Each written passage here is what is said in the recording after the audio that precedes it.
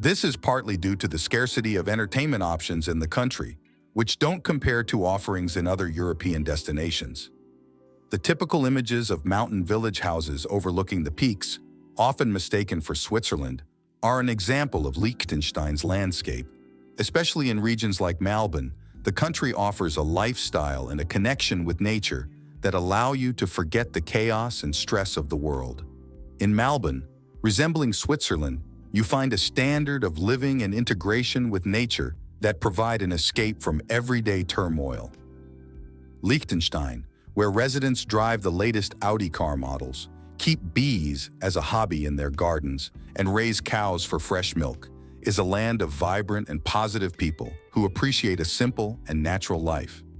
Take, for instance, this 80-year-old lady, in perfect health, whipping up organic spices and remedies from her garden plants.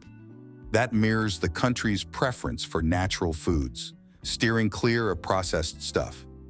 During national festivities throughout the year, citizens and government officials come together to celebrate, share meals and drinks, without a hint of suspicion or danger. So, has this piqued your interest in checking out this paradise on Earth? Would love to hear your thoughts. Oh, and don't forget to check out the video that's popping up on your screen. Did you know there's a European country the size of a neighborhood? There are places in the world that hardly ever get the spotlight, usually because they're small in both landmass and population. But surprisingly, these places boast exceptional quality of life and a per capita income that outshines the global average. One of these gems is Liechtenstein.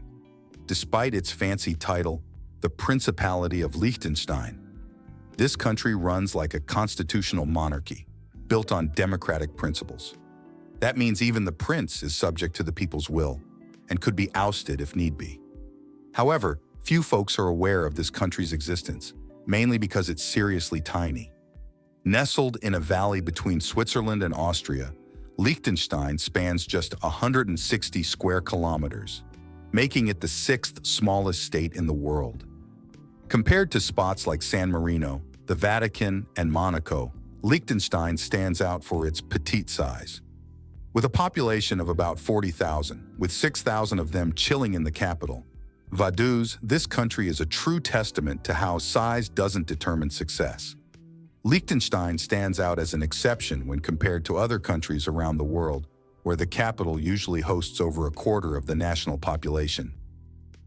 Here, most folks live in villages, living in harmony with nature. It's quite something to see some of the world's fanciest cars parked in front of houses in these villages. This country takes pride in its literacy rate, hitting an incredible 100%. Yep, you heard that right, 100%. In this stress-free environment, free of war and chaos, women typically live up to 85 years old, while men enjoy a peaceful life with an average of 79 years. Liechtenstein, maintaining its neutrality during World War II, continued its progress while other nations were still recovering post-war. Looking at the map, we see Liechtenstein surrounded by Switzerland to the west, Germany to the north, Austria to the east, and Italy to the south. It's just a few hours' drive away from some of Europe's most prestigious and magnificent nations. If you're enjoying the content so far, don't forget to hit that like button to show your support. Particularly, Zurich, Switzerland's gem and one of the top 3 most livable cities in the world each year, is just an hour and 40 minutes drive away. If you're up for a bit more hustle and bustle, a trip to Zurich is incredibly convenient and safe. Despite being in Europe, Liechtenstein isn't a member of the European Union. However, like Switzerland, Norway, and Iceland, it's part of the Schengen area. So, if you have a Schengen visa, you can easily explore this country in just a day. My friends, Liechtenstein doesn't offer many tourist attractions beyond mountain climbing and winter tourism. One of the most visited spots is Liechtenstein Castle, the local prince's residence. If you're thinking about moving to Liechtenstein for better pay and quality of life, it's crucial to explore job options before making plans to work abroad. There are several websites regularly updating job vacancies in the country. Moreover, there's the possibility of remote work from home. The goal is to find a company willing to hire you and establish a work contract, since the work visa is granted only for the contract period. It's important to note that getting a job with a tourist or student visa isn't appropriate. However, students can work for a specific number of hours in internships related to their field of study. To apply for a work visa, you need to contact the Swiss embassy, since Liechtenstein has representations only in the Vatican and Switzerland. High-demand professions include engineers, metallurgists, machine tool builders, IT specialists, marketing professionals, interpreters, and teachers in higher education institutions. Proficiency in German and English is crucial for finding success in job hunting. I want to convey an important message to you. Have you ever stopped to think about how English can open countless doors for your professional and academic future? Studies reveal that English speakers earn up to 83% more than those who don't master the language. Let me share something with you. English is more than just a language. He's the key to unlocking unimaginable opportunities. Have you ever missed out on a great job opportunity because you didn't speak English? Or felt isolated at conferences or on international trips due to the language barrier? Know that you're not alone. Many people face these challenges daily. And the reality is that lacking English skills can mean missing out on money-making chances and unique experiences. Imagine for a moment how English could positively impact your salary and your opportunities. At the end of this documentary, I'll drop some free classes in the first pinned comment, which will be sent directly to your email inbox. Now, an interesting quirk. What makes traveling to this country from outside Europe a bit tricky isn't just the visa requirement.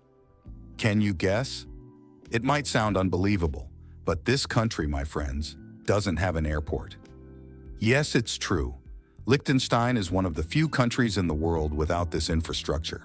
Consequently, if you want to visit Liechtenstein from abroad, your only option is traveling by land. There's no coastline and no airport either. Even the capital, Vaduz, which can barely be considered a full-fledged city and more resembles a small town, doesn't require public transportation or car rental to be explored. Vaduz, covering only 17 square kilometers and with a population of 6,000 inhabitants, is a capital that can easily be traversed on foot. In fact, you can drive through the entire city in just an hour. It's worth noting that German is the official language spoken in Liechtenstein, and the currency used is the Swiss franc. In a world where most countries struggle to reach a per capita income of $50,000, Liechtenstein stands out with an incredible per capita income of $170,000, according to international sources. What's even more impressive is that despite this substantial income, the country has no external debt whatsoever. In this aspect, Liechtenstein is unique, being the only country in the world debt-free. While geographically located in one of the safest regions in the world, there's an economic peculiarity to consider. Due to its small population, large-scale industrial production isn't feasible.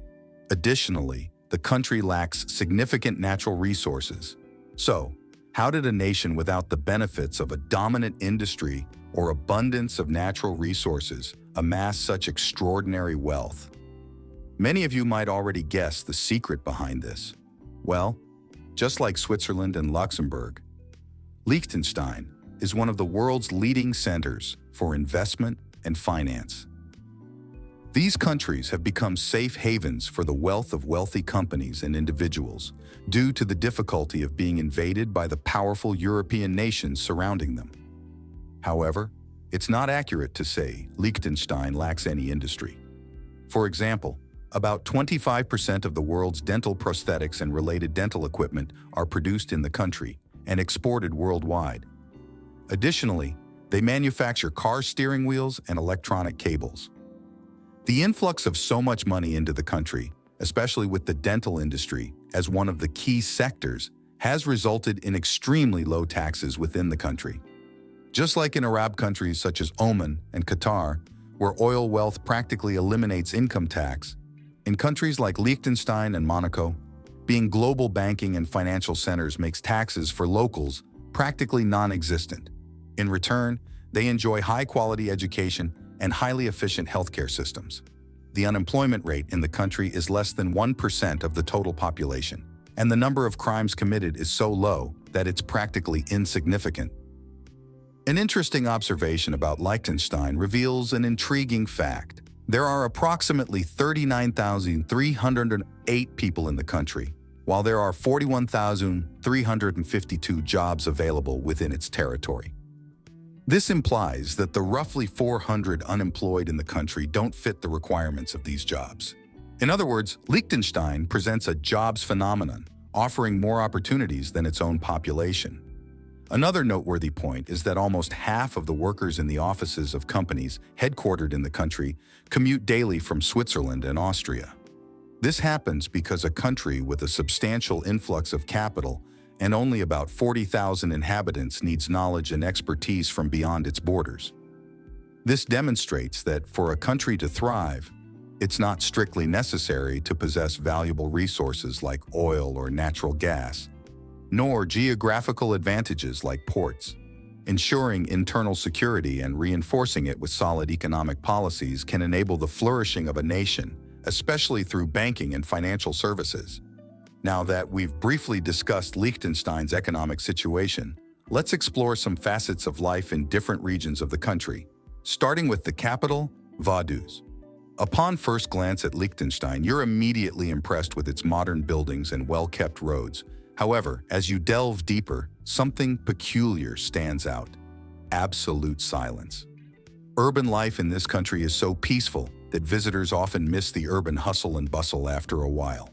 Perhaps you appreciate the calm and serenity, but here the silence is notably intense.